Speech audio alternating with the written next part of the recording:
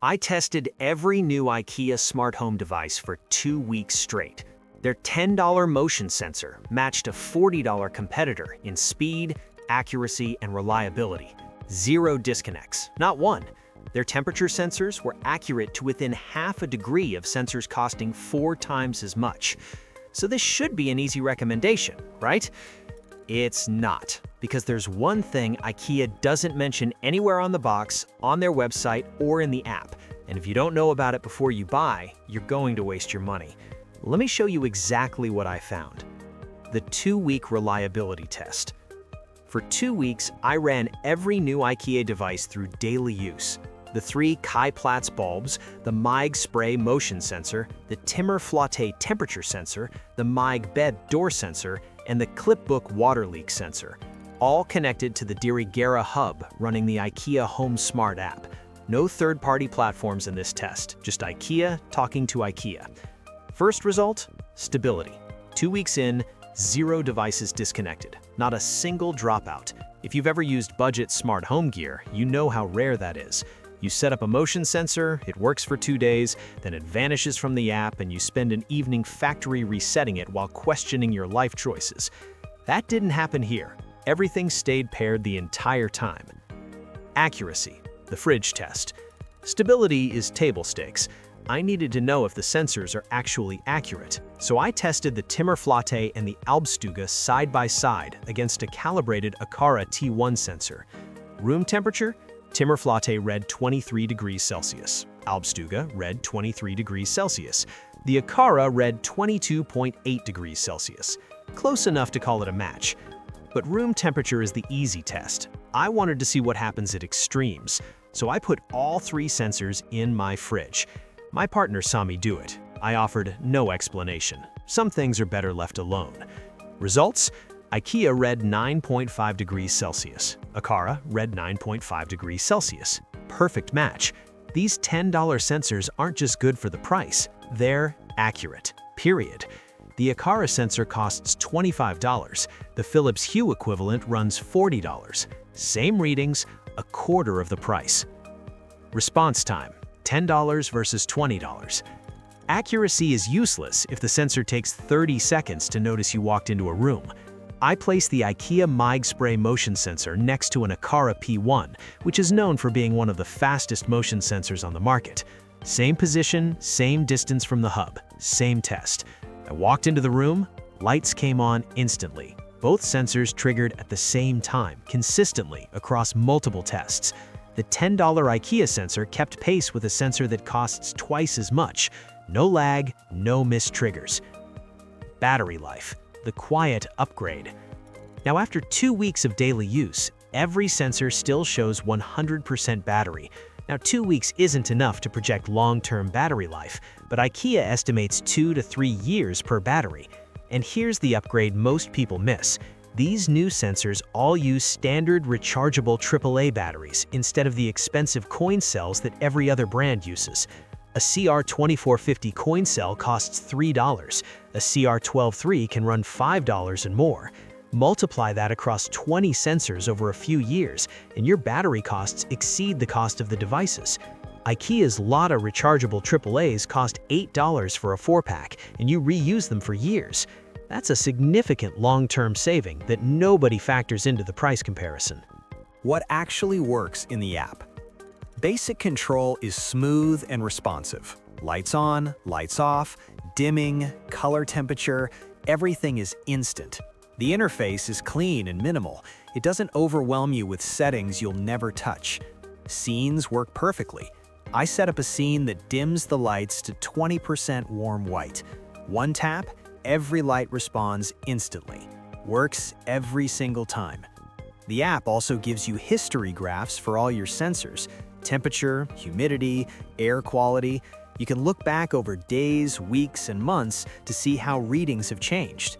It's genuinely useful for spotting trends. Not as deep as Home Assistant or Homey Pro, but more than enough for most people. I also set up one automation I use every single day.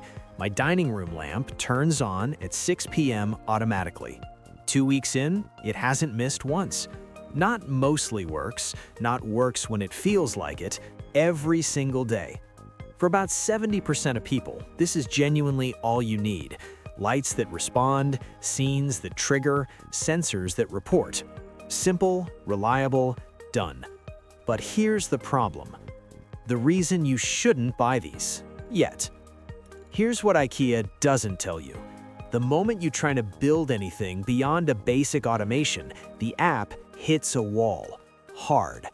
Example, at night, when I get up and walk to the kitchen, I don't want lights blasting at full brightness. That wakes you up completely. What I want is simple. When motion is detected between 10 p.m. and 6 a.m., turn on lights at 20%. During the day, turn on at 70%. Basic time-based brightness. Every other smart home platform can do this. The IKEA app cannot. No time conditions, no combining triggers, no conditional logic. Another one, when I leave home, turn off all lights. But if a window sensor shows a window is still open, send me a notification first. You can see window sensor status in the app.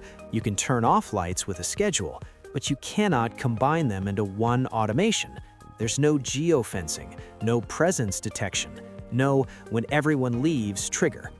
In mixing IKEA devices with non-IKEA Matter devices in automations, extremely limited. The devices show up in the app, but creating cross-brand automations barely works. This is the reason I'm telling you not to buy these if you think the IKEA app is all you'll ever need, because you will outgrow it fast. The hardware is excellent, the software is a limitation, and if you buy this expecting a complete smart home system out of the box, you will be disappointed. But here's why you should buy them anyway.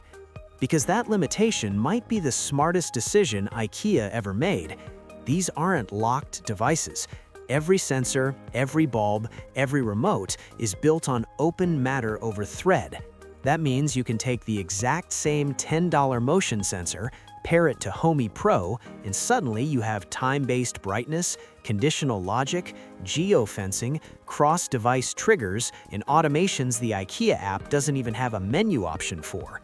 Pair them to Home Assistant, and you get custom dashboards, energy monitoring, years of data logging, and an automation engine that makes the IKEA app look like a calculator next to a supercomputer. Same hardware, different brain.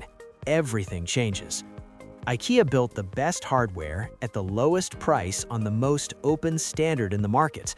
Then they said, use whatever brain you want. Start with our app, it's simple, it works, and when you're ready for more, take every single device with you to a better platform. Nothing wasted, nothing replaced. That's not a flaw, that's a strategy. The real price comparison. Let's put real numbers on this. The IKEA motion sensor is $10. The Philips Hue motion sensor is $40. Same response time, same reliability, same battery life.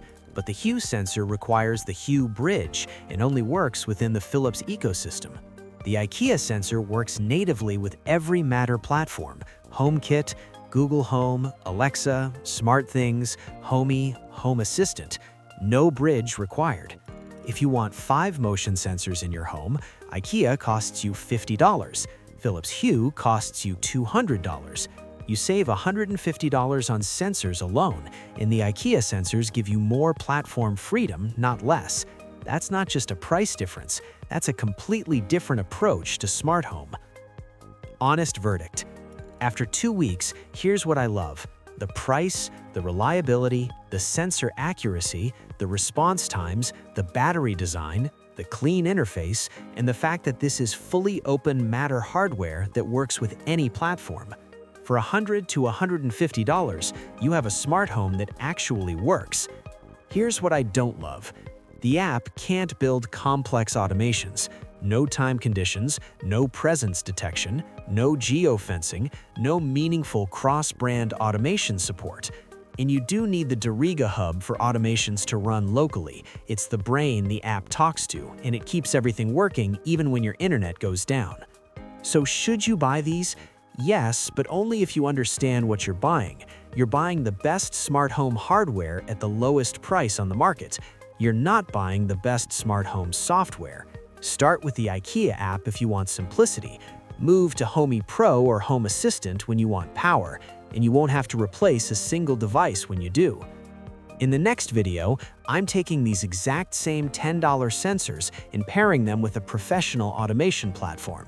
Same $10 sensors, completely different capabilities.